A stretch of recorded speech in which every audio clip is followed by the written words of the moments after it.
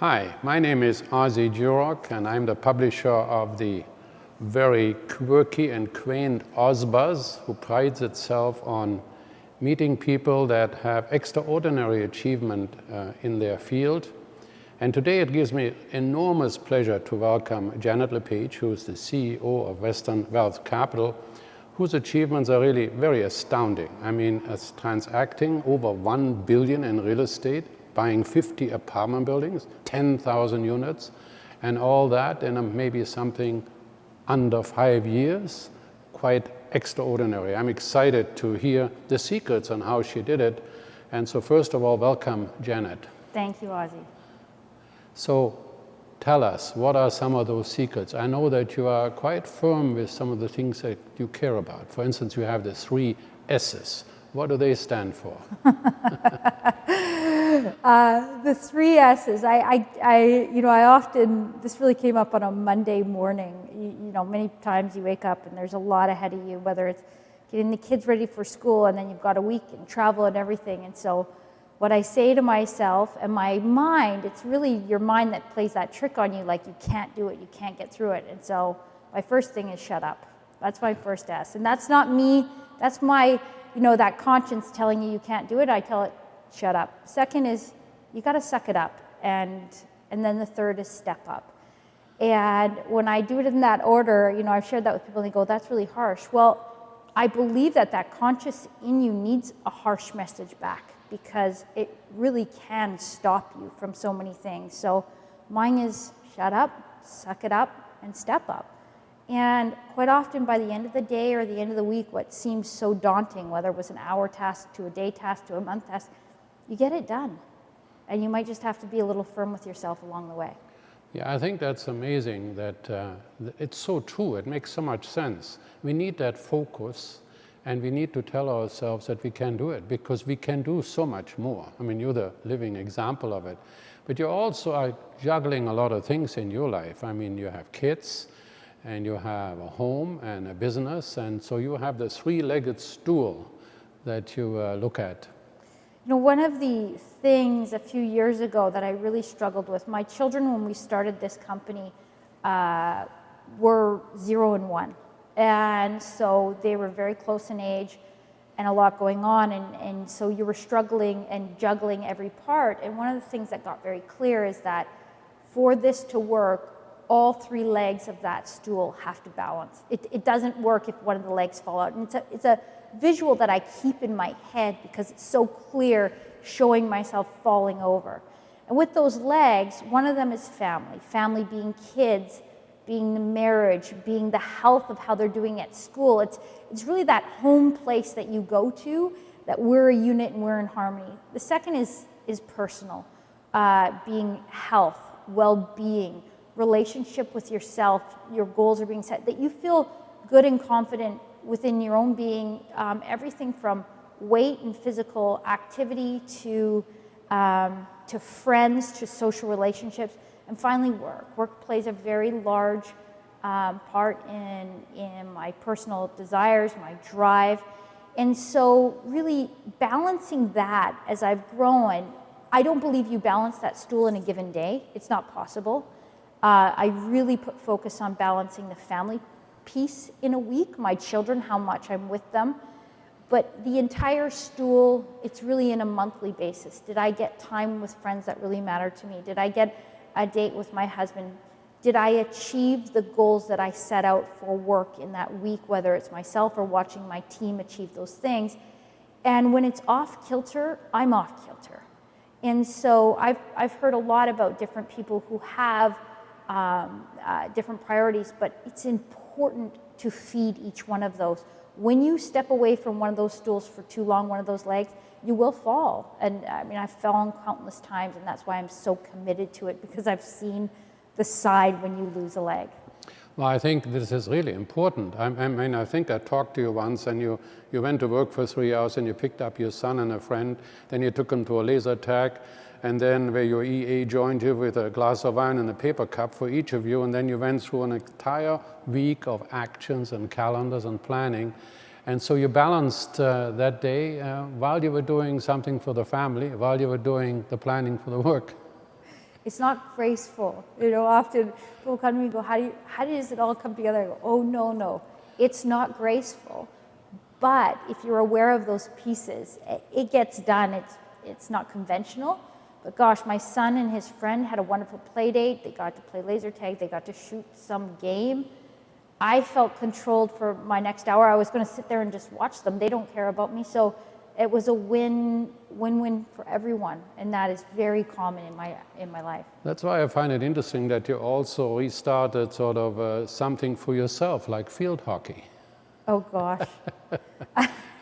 So 2 years ago, I used to play in high school and hadn't in 16 years. And my husband's a very good soccer player. And, you know, my kids are all doing these sports, and I wasn't doing anything. It was really, you know, outside of work hours, you're driving people and you're committed. And I loved being part of a team. A team sport is very different than going to the gym by yourself. Yes. Mm-hmm. And so I started, and let me tell you, I'm not good. And when I left high school, I was the captain of the team. Every play revolved around me as the lead. I show up and try out. Now, I made Div 5, okay? So it starts at Premier above Div 1. Yeah. There is a Div below me, but nothing to brag about. And it was really, really hard and healthy to just be a team member that hopefully got some playing time. That was 2 years ago. I am very proud to say that I do have a starting position on the team now. I'm in year 3. I am not part of any major plays, though. I am not a select member. But I love getting out there. The dynamic is very good for my soul.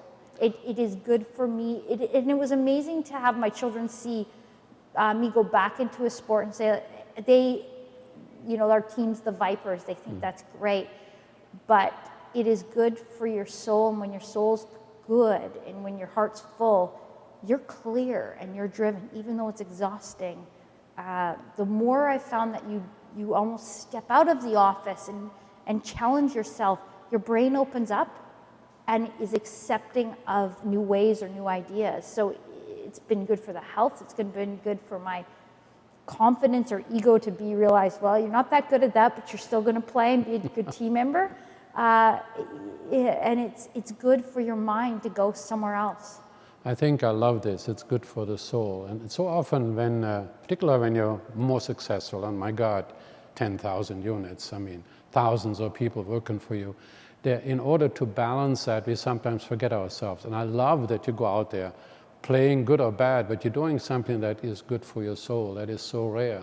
Well, in order to be good for your soul, you have to be good for the body too. So tell me the secrets of getting that fine-tuned engines working every morning. Hot lemon water in the morning? I don't have, you know, I have a sister who literally wakes up every morning and hits the gym and then yoga at the end of the day. She just loves to exercise. I don't. That's why I place team sports, because it forces the exercise as well as another thing. But I did pick up the habit of drinking hot lemon water in the morning, 2 big glasses. And you know, they say however many glasses you need to have. At least my first 2 glasses are out of the way before I brush my teeth, before anything else. And it's funny, it's become, you know, they say it takes 21 days to have a habit. I don't believe that's true. I believe it's a whole lot longer than that, to be completely honest. At 21 days, you can fall off the horse really fast. But it's something that unless I'm in a hotel room, I will find that lemon and have the water. I take my vitamins. There is a lot of them. I don't actually know what they all do, but I trust somebody that gave them to me. So I believe that for the amount of stress and busyness, you can't get all of that from food. I do take a B vitamin shot myself at least 3 times a week. I started doing that when the kids were 1 and 2, and my sister's a naturopath, and stress alone will burn through your B vitamins at a speed that you can't eat it, you can't ingest it. So literally in my basically our laundry room, I take the needle there while the kids are eating breakfast, and it goes right in, and boy, the energy it gives you. And finally, I make sure that I finish my water.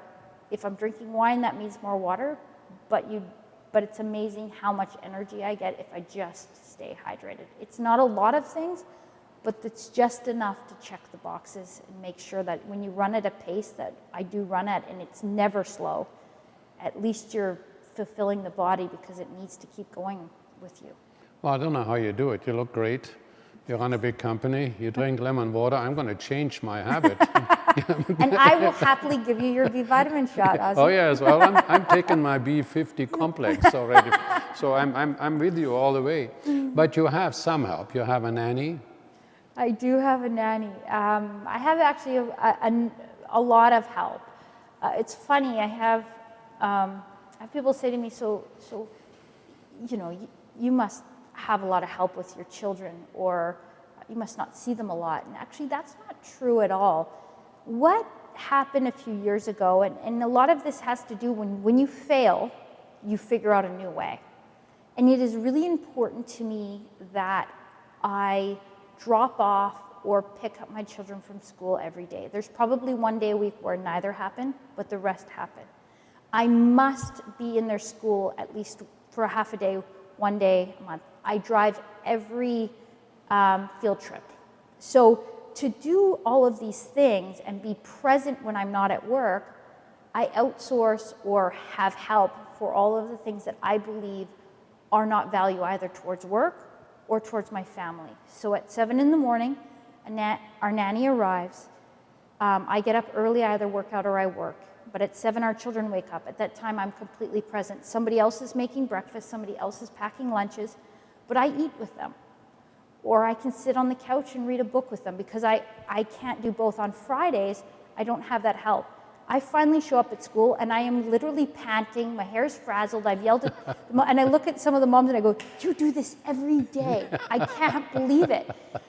But what I found is my children don't care who made their lunch. They don't care who made them breakfast, but they care whether or not their mom sat with them. Absolutely. They care whether or not I was present, and I am not stressed for that hour and a bit from 7 until we go to school. Other things that I don't do. I don't make dinner on the work weeknights. That's made for the family before I get home. So when I walk through the door, we sit down as a family and we eat and we talk, and then we do homework together and we go to the park or we do something. But I'm not running around cooking, then cleaning, then stopping at the grocery store and trying to figure it out. None of that my children will remember. None of that my husband will remember. And none of that, I will remember it and I will find stress in it. And so little parts of my life that really, there's just too many. You can't do it all. I've given up to be able to do that. I can't tell you how many of my friends have taken promotions at work or returned to work after children, so their income has gone up, therefore the responsibility has gone up, but they haven't chosen to take some of that money and reduce the responsibility. It is not logical that you take a promotion at work, yet still handle everything else that you were doing. That doesn't work. Yes. And I have coached countless of my friends saying, you just made more money. You have to give some of it away for you to be successful. And it's a real counterintuitive thing, but so critical to reaching your higher self success. Give away the stuff that really doesn't value or matter in the home, to yourself, to your work. It's so true. I mean, everybody says it. Delegate what is minor. Don't sweat the small stuff. You're doing it. I mean, that is rare that people actually be able to not just say it, to make sure that every single day you have somebody do all the menial things that are not important. But the kids see you in the area that you want to be important to them and remembered. It's so true. And I think you have to define what's important in your house and what's important in that. And it took a lot of, there's this persona out there of what a mom should be. And I thought, no, I should make their lunch. I should do this. I should cook. No, you shouldn't, should. No. Whatever your family defines, what I learned as I went with the children is being with them, phone gone, talking with them, sitting still, not being distracted. That's what mattered to them.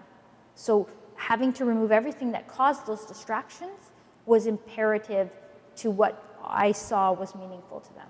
No question. Excuse me. Well, okay, so you're very organized, you have delegated your stuff. Now, what is it that you fear? What is it that I fear? That's a good question. Fear is tough when you feel it, Fear is what I've come to learn as one of my greatest gifts, or greatest gifts that are being given to me. Because if I can overcome that fear, I've risen in my level of ability, or my level of skill set, or my level of perception on the other side. Much of fear goes back to what we talked about a little bit earlier, which is that brain that says you can't do it. I mean, you're as an example, you're climbing the grouse grind, and your legs are saying, "Oh, I physically can't do that." Your legs aren't saying it. It's this brain of yours, and it's the same mechanism that is the fear. And every time I have risen to a new level of functioning within the company, within myself and understanding, there has been a massive amount of fear to break through. And you hear this thing called the glass ceiling. I don't think it's a glass ceiling. I think it's a fear ceiling. And it is almost impossible to break through. Like you have to forget everything else. And I've cried. I felt physically nauseous. But on the other side of overcoming that fear, you can do it again. And when you can do that piece again, your what you can do again bucket grows.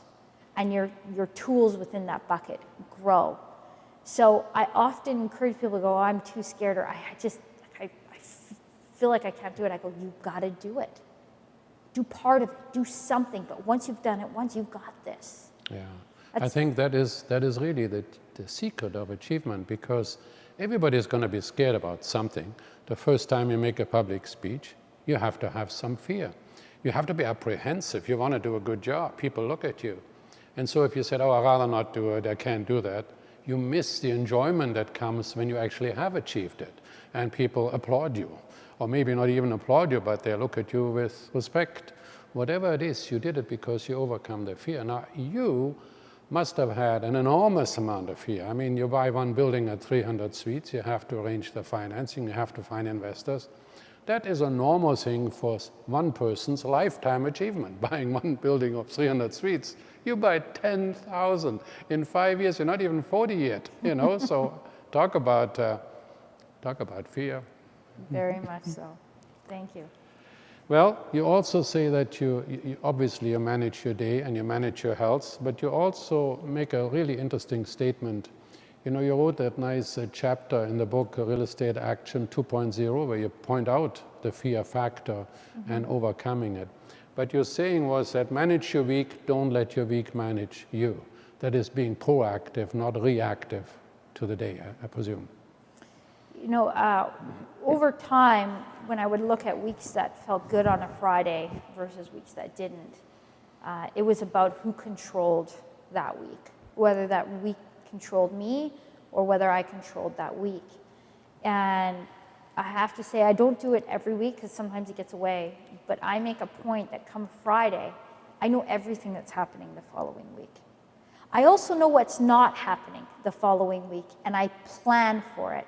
I can promise you one thing, there will be things that I don't know, but I block time literally at multiple times throughout my week for what I don't know will happen, yet I know I'm going to have to do something. And that could be everything from a deal came up and I'm on a plane to somewhere to take a look at it, to my child got chicken pox and guess what, they're both out of school and you're at a doctor's appointment, to we have a problem, or a good friend unexpectedly came into town that you didn't see in a year and you would really love a chance to have an hour with them. If you plan for the planned and allocate for the unplanned, when your week goes sideways, because I don't believe I've ever had a week that didn't go sideways, you're okay. But if you do not allow for the unplanned, your week will get away from you, and all you're doing is chasing after what everybody else's expectations are. More and more as I've grown within my role in the organization, and the organization of Western Wealth Capital has grown, I've spent very little of myself in a given week. My job is to be a month out, a quarter out, thinking about what we need to do next and allocating time to really thinking about it and planning for it. And if your week is owning you in these firefights of, "Janet, I need you here and I need you to sign this," all of a sudden that month will show up or that quarter will show up and I have nothing planned. I'm not ahead of it. And so making sure that my week delivers not only to the basics, but to the mountains. I actually have a task list that goes, mountains I need to move this week. And then I have to-dos and I have personal. And those mountains, and there's not many because you can't move too many mountains in a week, but they're there. And if I do nothing else today, or if I do nothing else in that week, they have to happen. And everything else on my calendar can be canceled. Well, I find that mind-boggling, but I think it's also driven by what I know personally about you. You really care about your customers, and it comes from, I believe, your father once told you, you have to go, this is your baby, and these investors trust you. And your job isn't to run around and do the minutiae. Your job is to find that spectacular transaction, then make it work and get the right interest rates and forecast the future literally and do 1,000 things to make a specific property work. What are some of those things that you do? You buy a building that's maybe out of tender loving care, and so what are some of the secrets that you do in order to reorganize that building? Well, I mean, one of the things that has made us wildly successful at Western Wealth Capital, and I know something that you and I, Ozzie, have talked about a number of times, is that when you have a formula for success, don't change it. Yes. You know, I made a conscious decision with our organization that I would use one sandbox and one formula, and anything outside of that is a shiny object that we do not do. In real estate, or really in many, many different industries, you can make money a lot of ways. But when I studied people that had made high success, they did what they did and they did it well. And that's something that you have often preached is do what you know, repeat, do it well. And you can do it at a speed. You can repeat and you can do it faster and faster. And while you're doing that, you're removing risk. You're removing risk because you're not adding an unknown that you haven't dealt with already. And so with Western Wealth Capital, what I learned is that if we buy a property that needs to move a wall, we don't buy it. We strictly do interior upgrades, install washers and dryers, paint the property, upgrade the office, change the signage. We have a 27-point checklist that happens the day we buy that property. And if we cannot apply our exact formula to that property, we don't buy it. I can't tell you how many brokers across the U.S. nation will call me and say, hey, Janet, I have a deal for you, and I'll listen and I'll ask 3 questions, and I go, you know, it actually sounds like a great deal, but it's not for me. And it is my fiduciary duty to both our company, to our investors, that we don't deviate because this is what we know, this is how we reduce risk, and this is how we create wealth for our investors, and that is why we are here. And that is why we've remained successful in that.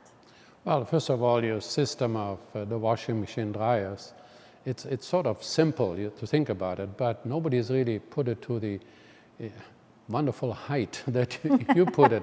But it's logical. If I'm a lady and I have 2 children and somebody comes to me and will you pay $50 more per month in rent, if I put a washing machine dryer in your unit, I'll wrestle my husband to the ground for the privilege of having it. And so, but by adding that $50 a month, you increase the income of the building, and then the income through the gross rent multiplier increases the value of the building. And then you have another very interesting secret. I don't know whether you can share it, but once you have refinanced it, you actually give some of that money back to the investors. We do give the money back to the investors, and what's cool about that is that they still own their share in the property. And you know, if you think about wealth creation is taking the money that you've invested, being able to take it back, but still growing wealth in your original investment, and then investing it again. We have investors that have actually taken their original investment with us and reinvested it 4 times, yet they still own their investment in the first, second, and third property. That is wealth creation in the making.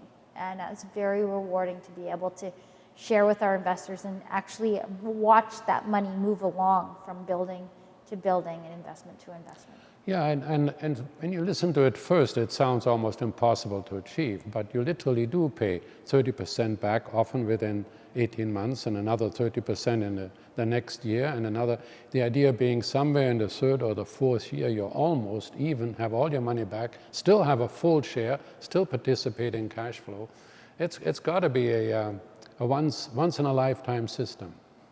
once-in-a-lifetime system that I hope we can continue for a period to come. But we are very disciplined, which has allowed us to have that success. Well, I enjoy your weekly worksheet. I don't know whether that's the right word, but you're getting a sheet from every single building. And somebody in your company actually looks at those 27 things that ought to be done, and you tell every manager how they're doing. And if they don't do as well as, say, the majority or a certain standard set that has been set, then they know their feet are going to be held to the fire, or worse, they might have no feet or no ground to be in the building anymore.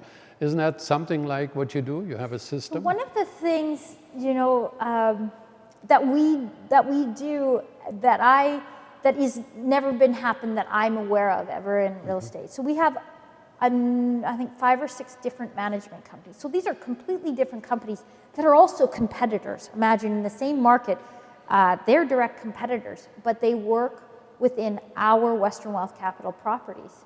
So we rank them. We don't care if you're being managed by Property Management Company A or Property Management Company B. These are our properties that we are taking care of for our investors.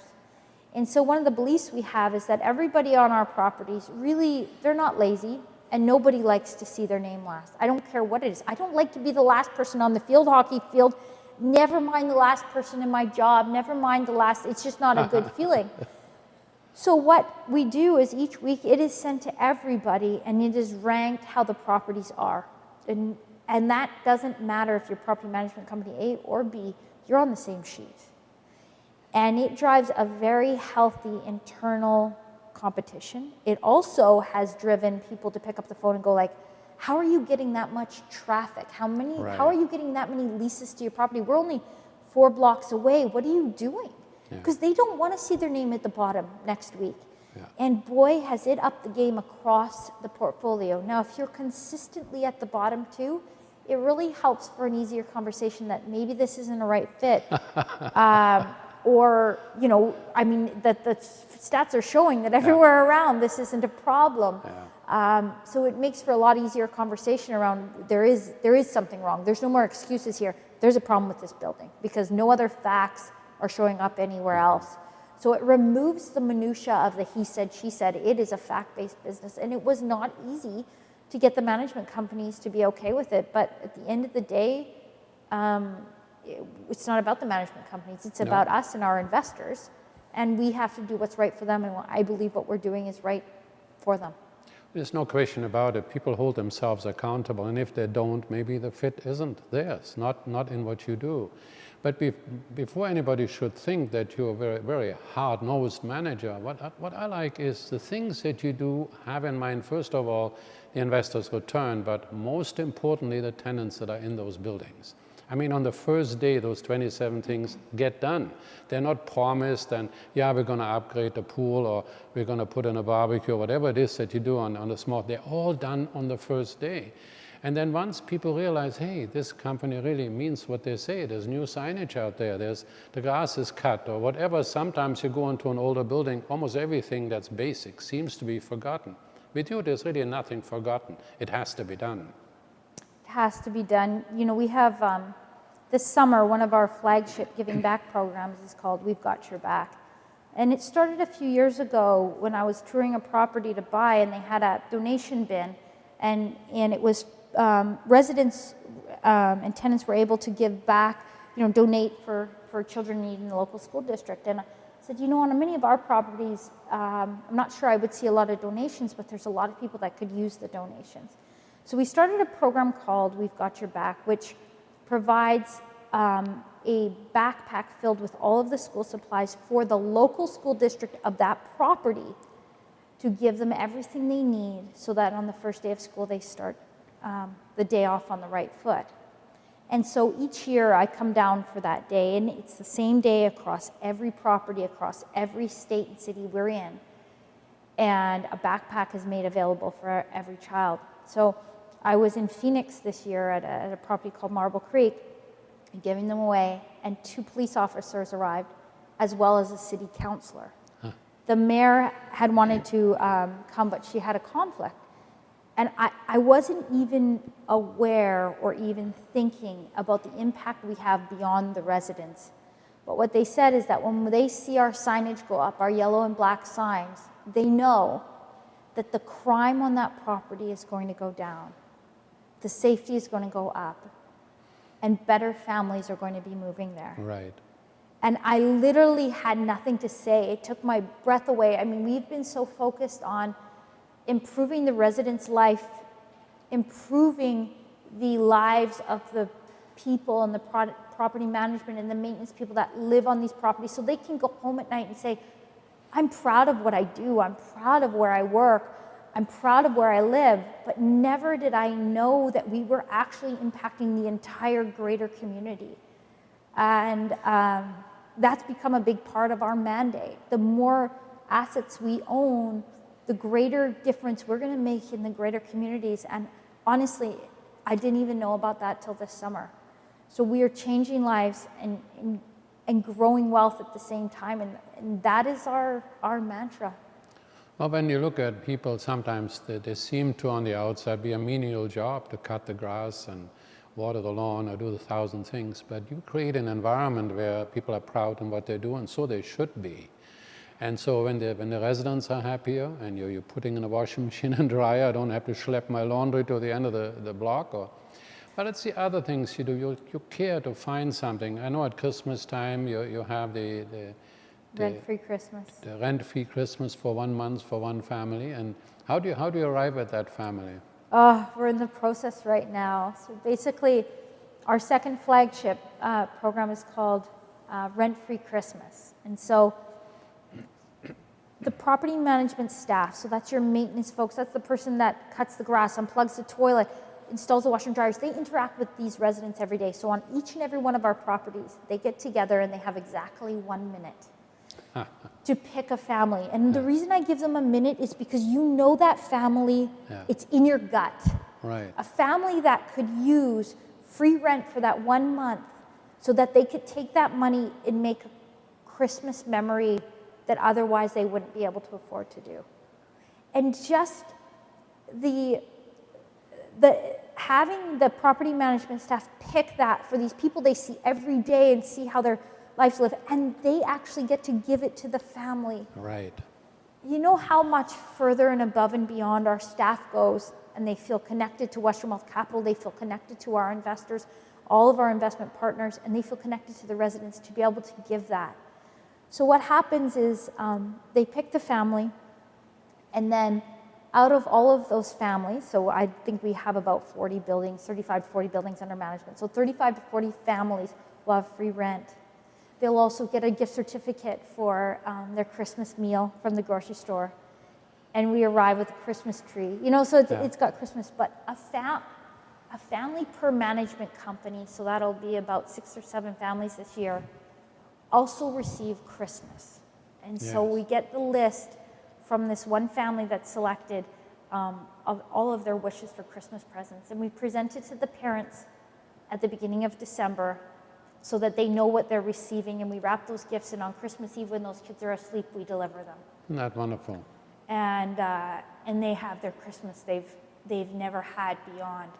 And so the rule that I've set in Western Wealth Capital is that each year we have to do something more. And so each year we've augmented what we've been able to give from the year before, and it's really part of the culture with Western Wealth is we always do better, we always do more, we always strive for the next level, and it's even in our giving. It's interesting, they say that markets become the stories people tell about them. Well, buildings become the stories people tell about them. I mean, if I'm in one of those buildings and I say, you know what, this company that runs this building, everything looks well looked after. They give our kids, the school supplies. One of us gets a free rent. They really seem to care about us. And then you tell that story to some other friends, and you have a vacancy, and they say, well, that'd be nice to live in that building, right? And so you create that by instilling in your staff and everybody that's around there, we care. Tell us if there's something that we need to do or need to fix. Tell us, let us know. I think that's wonderful. I think you're now in Phoenix where you started. That's where your big base is. You're also in Tempe and Scottsdale. But you branched out to San Antonio first and then to Houston, and now the new one is going to be Atlanta. Dallas as how well. do you, and Dallas, and how do you select those cities? What are the criteria? It's the exact same criteria. It goes back to our discipline sandbox. So our belief is that, and actually it's a saying that Ozzie has, people go where jobs grow. If there is a job, someone needs to fill it. If they need to fill it, they need a bed to sleep in. If they need a bed to sleep in, they need a roof over their heads. And so if you have more jobs coming into a place than beds for people to sleep in, you have a housing supply issue. And so we focus on cities that have job growth. And on top of that, we layer in cities that have job growth in what I call the service sector, working class, service job, medical, telecommunications, call center. These are working class folks where it's either your first time home, you're a lifetime renter, or a long time renter before you go and buy your first home. I really like this sector because the housing that exists in the multifamily or apartment section for this can't be rebuilt. If they're building new apartment buildings, the people that we focus on can't afford it. It's double the rent, it's triple the rent. They can't afford it. So there is these sets of apartment buildings that really serve that working class family, that pride of rentership is what I call it. They will own one day or they will rent for a very long time, but they have pride, they're gainfully employed, but we can't replicate the building they live in. So when you look at the cities that we invest into and you look at their job growth, I mean, they're all in the top 10 growing cities in the US nation. They're all predicted to double or triple their population in the next 20 years. In all of it, a big sector in Phoenix, for example, 40% of all of those in-migration of people moving there are looking to mainly rent in this type of product. So I have high confidence that I will continuously have full properties. And if I have full properties, then our rent will increase over time and we will be able to install more washers and dryers and we will grow wealth for our investors. And the thing is too that you're safe. No matter what happens to the world and the economy and Donald Trump or Justin Trudeau or the world at large, your buildings are safe, they're well managed, they show income that is rewarding to the investors, and even if there were no capital gain, but of course you've had some spectacular capital gain to boot, never mind just the cash flow that some buildings were in the 6 to 8% range. In addition to that, some of the smaller buildings that you sold had how much of a capital gain to boot? Oh my gosh. We average right now to our investors 32% annualized return. We've had as high as 70% per year. Wow, fabulous, amazing. Now, it isn't enough that you go and buy 10,000 condos and $1 billion worth of real estate, and what about 3,000 people are working for you or more? What is it, 100 per? No, it's about, we have about 300 people across the properties right now. 300. So not only that, and $1 billion real estate, and under 40, and enormously good looking, and a mother.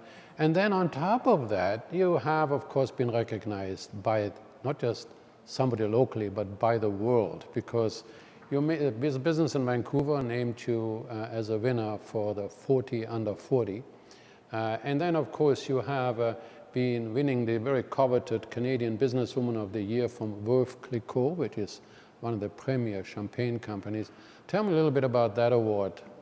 You know, it's funny, that was actually the first big award I won, and coincidentally it was exactly 2 years today. I was in Toronto, and I didn't know I was there to win. I was a finalist that went for Veuve Cliquot, and it was a massive honor for, it was a Canadian-wide entrepreneur award, and they took us to Europe the following summer, and I had a chance to spend 4 days with women from many, many countries, South Africa, Serbia, gosh, you name the countries. And we went out to Madame Cliquot's private vineyard in the country, and they've been doing this for about 30 years.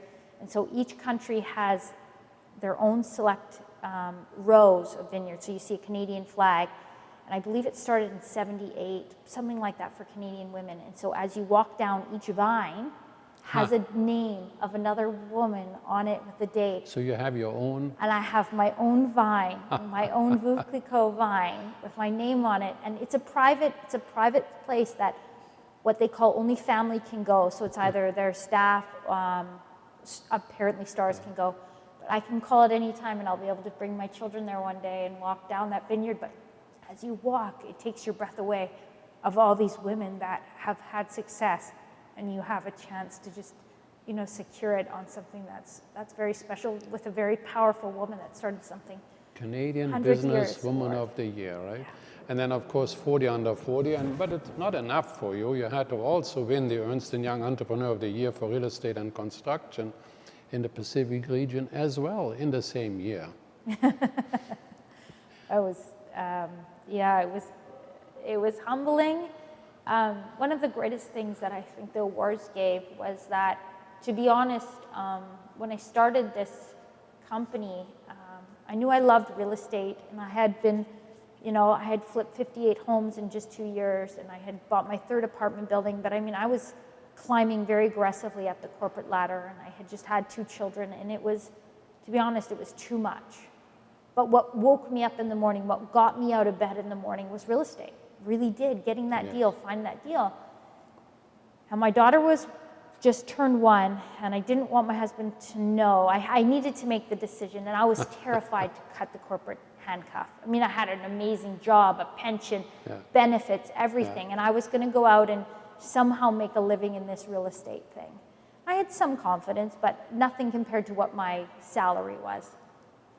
And I actually sat on the floor while my daughter slept next to her crib, and I cried because I didn't want him to see me crying, because I didn't want him nervous that I was nervous. I had put on this confident front that it was going to be just fine. I had just hoped to replace my income and do something I loved. Never did I come to do this to grow it to what it is. Never did I come out. But mind you, I think it was visible a little bit, because you would buy a house, say in Phoenix, and resell it for very reasonable profit, like $6,000 or $7,000, and then you would do the books for the people as well for a couple of years. I remember telling you, you're not going to get rich. That's what you said. You go, Janet, you don't charge enough. You're doing that very. But I think that sort of permeates through your life. You want to do well for your clients. You want to build trust, and in order to have trust, you have to trust utterly. And when they look at your totality, you know, then it's easy for me to trust you to give my money into your buildings, because I know the money is in good hands. By the way, the job you had previously gave you a good foundation to what you do now, because it was a numbers kind job, right? Correct. What exactly was it? It was the Director of Business Development at LegCorp was my last role. So I negotiated the telecommunications contracts with all the North American telecoms. So it was a great foundation. I often tell kids that are, you know, coming out of school, should I go out on my own? And I say some of the best things I ever got was working in a large company and getting solid foundational tools. I wouldn't change any of that time for anything. So you bring all that and make it to good work in your new role. Now, in addition to all we said already, 10,000 units, $1 billion for the real estate, and Woman of the Year, and under 40, and Entrepreneur of the Year, you also were on the Shark Tank, the ULI Shark Tank for real estate. And now you're a judge at the 2018 Veuve Cliquot Awards, as well as being on the Shark Tank again. So. Yes, that's true. Thank you. So, having done all that, so what is sort of what advice would you give everybody? What big advice would you tell them? So to leave our listeners with after they're panting with the enormous achievements that you have, how do you tell them to get on the road? Set big goals. Set a goal that is bigger than the biggest goal you think you can set. And why I say that is, it's okay if you never hit the top of that goal. I had a great mentor say to me, set a goal to the top of that mountain, Janet. If you go halfway and you achieve that, you may never have achieved greatness. But while you're climbing that mountain to the top of that one, you might all of a sudden turn to the left and see a lake you never knew existed. And that lake may open your eyes to something else, and suddenly there's another mountain range. But had you not set your goals to something you may or may not have ever achieved, you will never know how far you can truly climb. There is, a year and a half ago, actually, let's go back 2 years today when I had the Veuve Award. I was at 350 million in transactions. Today I'm at just over 1.1 billion. And I had said, and I had to say something to my team, and I said, guys, we're gonna get to 1 billion and 10,000 units.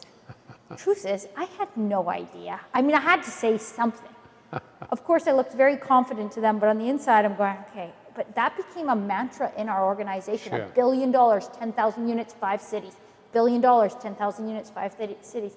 This month, we will hit our 10,000th unit and our 5th city on the same building.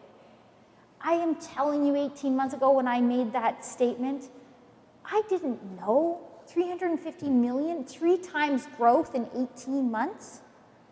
So No. it starts with that big goal, much It bigger goal starts than... with a bigger goal than you ever imagined, and I promise you, you may not get there, but you will get somewhere so much further than you ever dreamed. And where it ends up, that's okay. But don't play small. Playing small does not fulfill your soul. It never has. I've never met someone that says, I played really small and safe and I feel great. They don't feel great. The big dream is the thing to be. Well, Janet LePage, you're an extraordinary lady, and I thank you so much for taking the time to share your story. And I know that story is so much more to it. But as you know, I personally believe firmly that we always grow into our own future best. And you, more than anybody, has demonstrated it when you started out in your company that you were with before, or whether you bought your first house and your first apartment building, and then, as you pointed out, that $1 billion and 10,000 units. You are always going into your future best self. And I know, being under 40, you have nowhere near arrived yet. So I look forward to seeing all the wonderful things that are going to happen to you in the future. Thank you so much. And I want to tell to my listeners, live life large.